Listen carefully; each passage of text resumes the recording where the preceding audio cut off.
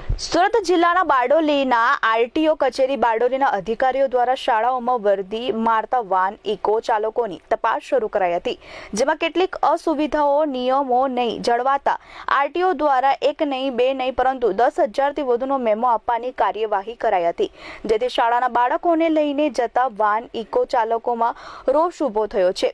બારડોલી નગર અને આસપાસ મોટી સંખ્યામાં શાળાઓ આવેલી છે, જ્યાં ગ્રામ્ય વિસ્તારમાંથી પણ બાળકો અભ્યાસ કરવા આવે છે। આ તમામ વાહન ચાલકો ઇકો ચાલકો બારડોલી ખાતે ભેગા થયા હતા અને આરટીઓ દ્વારા કરવામાં આવેલી અસહ્ય દંડનીય કાર્યવાહીનો વિરોધ કરાયો હતો। વાહન ચાલકો દ્વારા આરટીઓ કચેરી ખાતે આરટીઓ ઇન્સ્પેક્ટરને રજૂઆત કરવામાં આવી હતી। જો કે નિયમ અનુસાર જો અમુક સુવિધા કરાય તો તમામ વાહન ચાલકોને આર્થિક ભારણ પણ વધી જાય અને એ સીધું વાલીઓ પર ભાવ વધારો કરાય તો વાલીઓને પણ આર્થિક નુકસાન જાય તેમ છે। આજરોજ સ્કૂલમાં એસોસિએશન તરફથી આરટીઓ ઇન્સ્પેક્ટરને રજૂઆત કરવા માટે વાહન ચાલકો પહોંચ્યા હતા, પરંતુ આરટીઓ ઇન્સ્પેક્ટર દ્વારા જણાવ્યું હતું કે વાહન વ્યવહાર કમિશનર કચેરીની સૂચના મુજબ મોટર અધિનિયમ મુજબ જે કાયદા છે, કોઈપણ સર શાળાના વાહન અથવા રિક્ષામાં બાળકોને સ્કૂલમાં લઈ જતા હોય છે તેમણે ઇન્સ્યોરન્સ પોલિસી, પરમિટ, પીઓસી જેવી વસ્તુઓ આવશ્યક છે।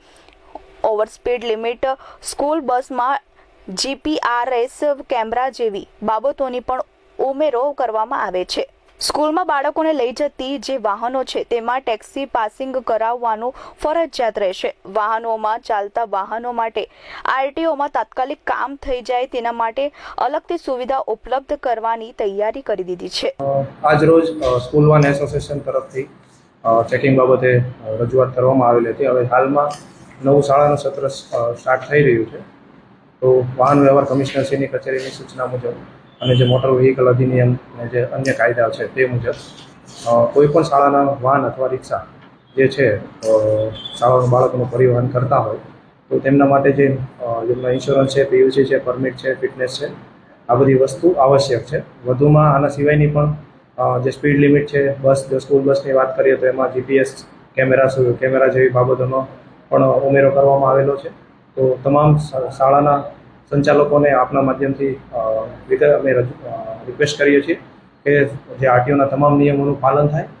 વધુમાં વાત કરીએ સ્કૂલ વાનની, સ્કૂલ વાનમાં પણ ટેક્સી પાસિંગ બાળકોને પરિવહન કરવા માટે ફરજિયાત છે। એના માટે પણ જે ફિટનેસ છે, પરમિટ છે, એનો ઇન્સ્યોરન્સ છે, એના માટે જે સત્વરે જો કોઈને બાકી હોય તો સત્વરે એને કામગીરી પૂર્ણ કરે। આરટીઓમાં અમે એના માટે અલગથી એક હેલ્પ ડેસ્ક પણ ઊભું કરવાના છીએ કે જેથી એ લોકોને કોઈ અગવડ ના પડે। જરૂર જણાય તો ઓફિસ ટાઈમ સિવાય પણ એ લોકોનું કામ સત્વરે પૂર્ણ થઈ જાય એવા સંપૂર્ણ પ્રક્રિયા છે એ ઝડપથી પૂર્ણ કરવામાં આવશે। કેટલાક ચાલકોનો એવો આરોપ છે કે લોકો બધા કાગળિયા હોવા છતાં બી દંડ કરવામાં આવ્યો છે। ના, જે એ વાત કરીએ આપણે એમના, તો જેમ વાત કરી કે જે ચેકિંગ થયું છે બાળકો છે એ પ્રાઇવેટ વાહનમાં પરિવહન કરતા હતા, એટલે નિયમ અનુસાર જે પરમિટ ભંગનો દંડ છે એ જ આપવામાં આવ્યો છે। એને સિવાય કોઈ અલગથી દંડ આપવામાં આવ્યો નથી। એ લોકો પાસે ટેક્સી પાર્સિંગ અથવા જે જરૂરી નિયમો છે એ મુજબના પેપર નહોતા, એટલા માટે એમને દંડ આપવામાં આવ્યો છે। અને જ્યારે પણ આ પ્રકારનો કેસીસ રોડ ઉપર કે પ્લેસીસ ઉપર કરવામાં આવતો હોય છે અને 7 દિવસની અંદર આરટીઓ ખાતે એમને સંપૂર્ણ ડોક્યુમેન્ટ છે એ રજૂ કરવાના હોય છે। જો નિયમ મુજબના ડોક્યુમેન્ટ રજૂ કરશે તો એનો જે દંડ લેવામાં આવશે એ જ લેવામાં આવશે, એનાથી વધારે કોઈ દંડ લેવામાં આવશે નહીં। સ્પીડ લિમિટ કેટલી હોય છે અને એનું સર્ટિફિકેટ ક્યાંથી? જો આપણે સ્પીડ લિમિટની વાત કરીએ તો સ્પીડ લિમિટમાં બસની માટે 40 જેવી સ્પીડ છે અને આપણે જો વાનની વાત કરીએ, વાન અને રિક્ષા માટે તો 20 જેટલી છે। તો એનો એક ડિવાઇસ આવે છે, સ્પીડ ગવર્નર કહેવાય એને। સર્ટિફિકેટ તો અલગ વસ્તુ છે, પણ એક મિકેનિકલ ડિવાઇસ અથવા ઇલેક્ટ્રોનિક, હાલના સમયમાં ઇલેક્ટ્રોનિક ડિવાઇસ પણ આવે છે। તો જે કંપની હોય ત્યાં જઈએ તો એ લોકો એમની જે સોફ્ટવેરમાં કે એનો જે ચિપ હોય એમાં